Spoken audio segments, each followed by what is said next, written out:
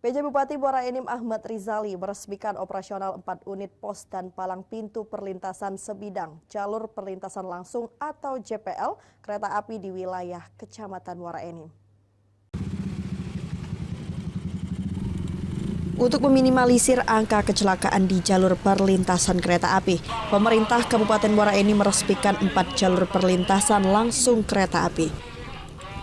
Keempat jalur perlintasan langsung yakni JPL 01 di Jalan Pemuda, JPL 121 di Rumah Tumbuh, JPL 122A di Pelawaran, dan JPL 03 di Pelitasari yang merupakan bantuan CSR dari PT Bukit Asam Tbk. PJ Bupati Muara Enim mengatakan diresmikannya operasional 4 titik JPL ini merespon intensitas volume kereta api yang melintas semakin tinggi dan lalu lalang kendaraan yang semakin padat. Meski demikian, ke depan pihaknya bersama kementerian terkait dan perusahaan berusaha mencari solusi yang lebih baik. Salah satunya dengan segera merealisasikan pembangunan jalan layang atau flyover ataupun jalur bawah tanah underpass. Pos yang kita penduduk yang ada di sekitar sini yang cukup padat.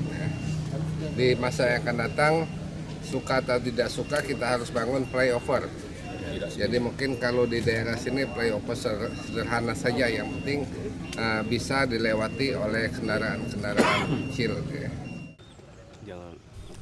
Kehadiran pos dan palang pintu ini dapat dimanfaatkan dan dioperasionalkan sebaik mungkin oleh Dinas Perhubungan Kabupaten Muara Enim, sehingga dapat memberikan manfaat bagi masyarakat, khususnya dalam meningkatkan keamanan dan keselamatan. Ahmad Rizal menghimbau kepada seluruh pengguna jalan yang akan melintasi JPL agar selalu waspada dan berhati-hati supaya dapat menekan angka kecelakaan di perlintasan kereta api dan mengantisipasi terjadinya korban jiwa. Dari Muara Enim, Edwin Syah Satria, iNews melaporkan.